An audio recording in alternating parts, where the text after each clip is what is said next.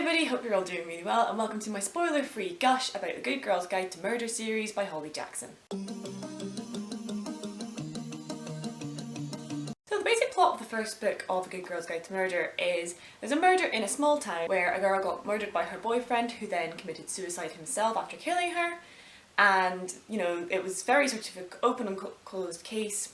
The police had all the evidence they need. They had a confession from the guy before he died via text. And several years later, a young girl at the school called Pip decides to look into the case as a sort of school project, and she uncovers things that point to a different killer altogether, one who may still be out there. So just before I get into this spoiler review, this is set in England in a place called Little Kilton. Apparently the US publishers though changed it to somewhere in Connecticut. For some fucking reason. I mean, that's so weird. Like, do the publishers really think Americans won't be interested in this just because it's set in the UK? I mean, I understand, it's England. But yeah, I just read about that when I was looking up stuff for this, and I just thought that was a really weird decision because it makes no difference where this is set. Weird decision. Let me know if that's true, but yeah, I just thought I'd let you know about that I'll be talking about it set in England and stuff, but the American versions do have it set in America for whatever reason. So yeah, so I really enjoy this book and also this book series. I think the plot of this first book as well is really interestingly paced. I think it's, the mystery is really interesting. There's more layers to it than you realise with, certain things leading to other things, and then it all uncovers this basically can of worms that kind of changes this town that Pip lives in forever. And everything that happens in this book is useful for what happens in the following sequels. And I won't say too much about that until a bit later, but I think that's one thing I love about this trilogy as a whole, is how tight and concise it all feels. And starting with this book, everything has its place in the story and has a knock-on consequences and stuff. I think that's something that's really interestingly done here as a series, as a trilogy, is treating it almost as one big story with smaller stories within it. But yeah, so I can't really say too much about the plot because obviously it's a thriller and basically just telling you kind of what it's about, but so I'm going to move straight onto the characters. So to begin with, you've got Pip, who is our main character, and she is a fantastic protagonist. Like, I thoroughly enjoyed seeing everything from her point of view. She's good fun, she's headstrong, she's very much the typical kind of Nancy Drew-esque got to get to the truth sort of main character that you do find in these sort of teenage girl detective sort of stories. But I still feel she adds a sort of fresh take to that and isn't as much as a carbon copy as you might think. She definitely feels like her own character. And, she has flaws and stuff, and especially as you go through the series and stuff, that becomes slightly more and more apparent. But she's definitely a very likeable character and very easy to root for. I love the dynamic she has with her family. You do see the various relationships she has with her dad, her mum and her brother. And just the family dynamic as a whole, and then as well, as I said, those individual relationships, again, make her feel really grounded and really make you feel like you really care about her. And you care about her family too, especially when things perhaps start to get a little bit dangerous for Pip as the series goes on. You are worried about her relationship with her family and what's going to happen to her, and yeah, it just adds more weight to her character, especially when the stakes do get raised. I think she also has really realistic relationships with her mum and her dad and her brother. It's not the, you quite often read a lot of books, especially sibling relationships, that just aren't written particularly well or realistically and almost feel like a sort of idealised version of a family. But I think this is definitely quite a realistic idea of, just a general kind of family. I also just like the story of how her parents met. Thought that was cute. She is a very headstrong character, as I said, very much what you expect from a story like this. She's all about getting to the truth, very strong sense of justice, that very typical YA teenage detective sort of archetype. She's very logical, and I like her investigating investigating methods and how those evolve as the books go on. It starts off very bare bones, doing what she can with the information she's got in this first book, and then as she starts to solve more mysteries and get involved with more things across the village and stuff, she becomes almost more professional with how she takes interviews and how she records things down and how she goes about her business and stuff. She's not afraid of danger, and I really like how this series actually delves into the consequences of that. I think that's one thing it does really well, is, it doesn't just say, oh, and she solved the mystery and that was all happy. The things that happen in each book knock on to the next book, and you really see a deterioration of Pip's own mental health as a result of all the sort of horrifying things that end up happening. And I think it's almost like the author decided she was going to actually realistically think about what it would actually be like for a teenager to be solving all these sort of murders and stuff, and what sort of situations that would land her in. And I think that's one of the things that really makes this series stand out from other sort of teenage detective kind of novels, is that almost grounding in reality of, yeah, it won't be a very easy ride, and things are shitty, horrible things are going to happen to this character, because this is a very dangerous thing for her to be doing. Especially with, horrible things do happen, it does affect Pip's mental health because she's a teenager. And I think, again, some of the little things I think a lot of books like these don't really do is remember that they're supposed to be writing a teenager, not an adult police detective. It might as well just be who's been trained to deal with stuff like that. This is a teenager who's seeing these horrifying things just because she decided to look into something for a school project one day. Next character is Ravi. He is the brother of the initial suspect in the first murder. And he, obviously knowing his brother, doesn't believe that he killed his girlfriend either. So when Pip starts looking into things, he's initially sort of not really on board with it, and then decides he wants to help her. And I really liked their friendship in the initial book, and how they bounced off each other as a co-investigator. He was a really interesting character, but Pip is still like the main character and the main investigator sort of thing. Ravi is definitely a sort of secondary character, but I did really like their dynamic, and I do enjoy having him around and how he sort of acts as almost like Pip's moral support, and he's just a very, very supportive character, and I really, really like him. In the second and third book though, he does take one hell of a backseat. I feel like after the book's no longer about his brother, and moves on to other mysteries, he is there as Pip's friend and and as someone close to her, and he helps her out with stuff, but I definitely feel like he's just kind of there to be moral support, and he doesn't really do all that much outside of that, and I would have really liked to have seen him do a little bit more, particularly in the third book. I just do feel like he does kind of lose a little bit of interest and does become a bit of a boring character, but he's still very enjoyable and very sweet. Like, I do really like his character, so he's maybe not boring, but a bit flat, it would be what I'd say perhaps, but he's still very likeable, and he just doesn't really have any depth and doesn't really develop throughout the story, which is a shame, because he's still a really good addition to the characters though. As I mentioned with Pip, there's definitely a very interesting exploration into justice in this story, and especially the greyish areas that can have, as well as the frustration towards the police force and their idea of justice. There are some really interesting moments in all three books about the ineptitude of the police, particularly with crimes against women, and I think it's dealt with in this book in such a nuanced and interesting way. It doesn't dominate the story, but when I was writing down my review of what the themes are of this book, women's violence against women and the police's view towards it and stuff was definitely just something that I immediately wrote down, because it's there in all three books, and it's there just constantly, and it's almost like that's what it builds towards, particularly in the third book. It doesn't dominate the story, but, it's just a very compelling narrative as well to have in this story, especially with what you see on the news these days.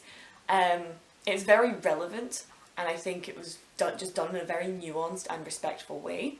There's definitely frustration in the general public and stuff, particularly among, from women, about the police, their attitudes towards rape cases, stalking, just any issues that women will come to them, as well as the idea of the whole police only get there once the crime has been committed. They don't actually prevent the crime in the first place, and that is what everyone would prefer would happen. And the whole idea of not taking women seriously, the courts taking forever to do something, when they do, they maybe don't get the justice that they deserve. All these really interesting and very relevant critiques of the police and the justice system, and just the general attitude around it, I think was just handled incredibly well throughout this entire series. And as a sort of almost overarching theme of the trilogy, I just thought it just was a brilliant thing to write into this. The whole concept of a teenage detective doing the police's work for them almost lends it to that police ineptitude critique. And I think it was just, as I said, it was just a really interesting and well thought out narrative to weave into the story, because it lends itself into the basic premise so easily.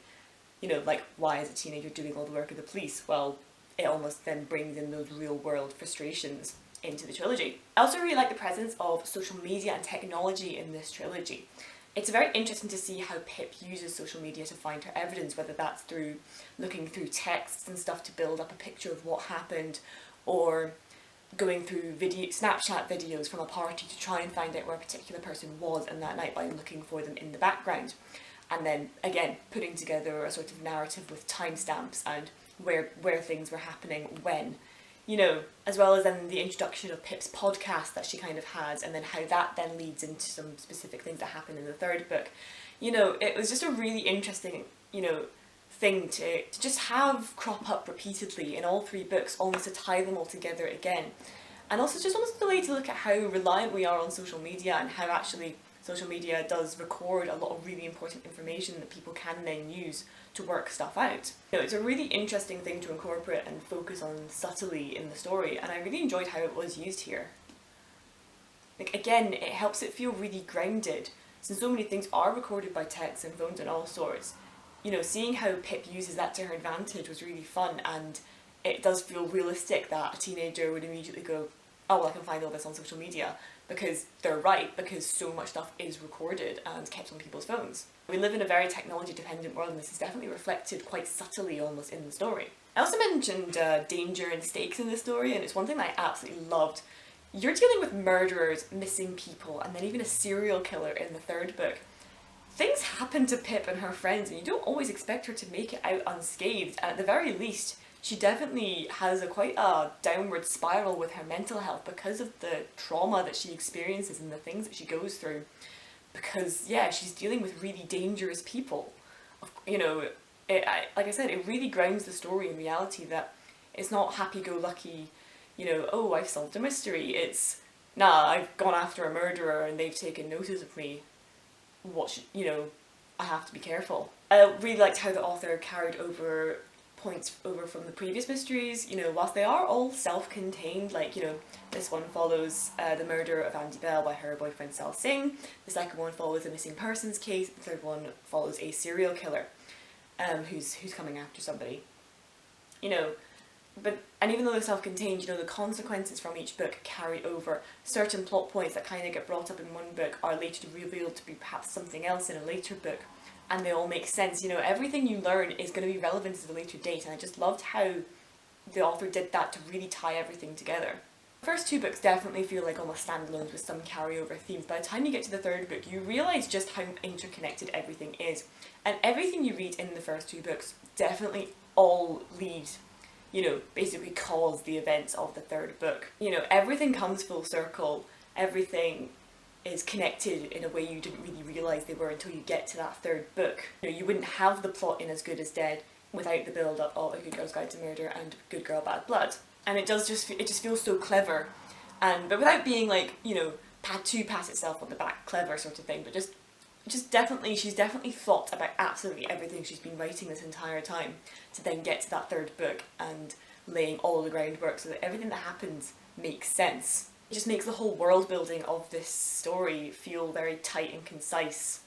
You know, character journeys feel cohesive. It makes me really want to reread this entire series again, now that I know all those little things that have been hinted at since the start.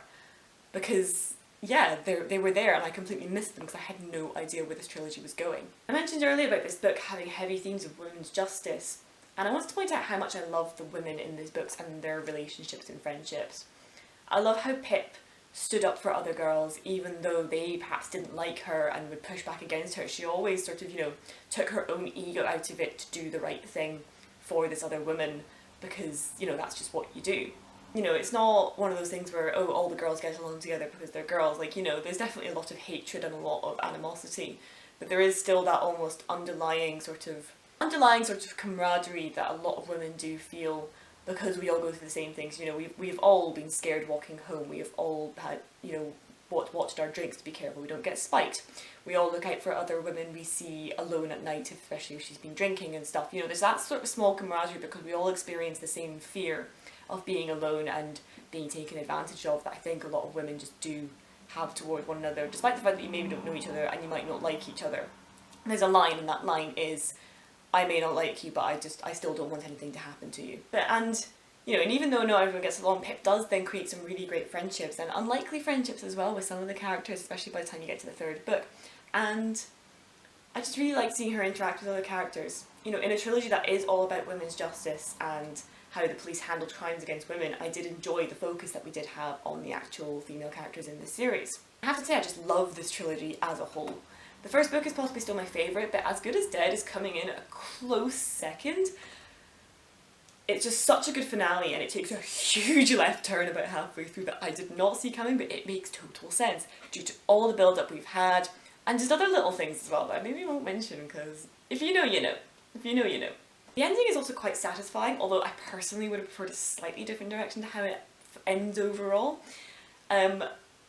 You know, I do feel that perhaps the ending just lacks that little punch that I would have liked from a series as sort of epic as this, but I did really like it. I liked the way it was handled, I liked the themes and the way it tied everything up, and everything does get tied up in a really satisfying way.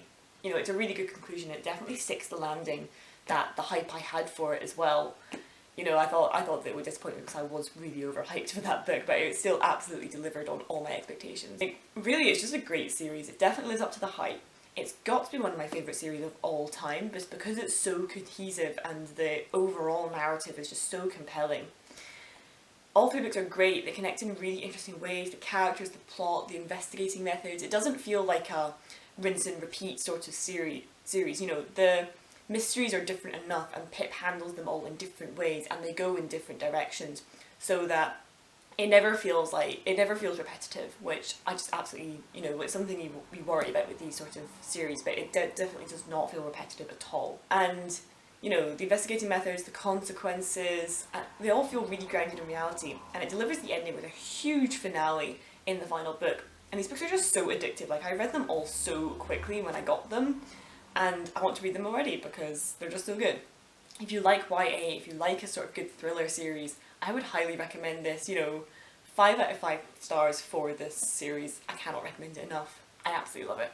Have you read A Good Girl's Guide to Murder by Holly Jackson? Have you read the entire trilogy? Definitely let me know down below in the comments. I would love to hear your opinion of this series, what you think of the things I've said in this video. Do you agree? Do you disagree? Definitely get a conversation going down in the comments. If you haven't read this book series and decide to go away and read it because of my recommendation, definitely let me know. Definitely come back here and let me know. I would love to hear what you think of it. Feel free to follow me on Instagram and add me on Goodreads and Storygraph. I love to see what everybody's reading and what reviews they give books. Feel free to leave a like on this video, comment below and subscribe. But thank you so much for watching. I will see you next time.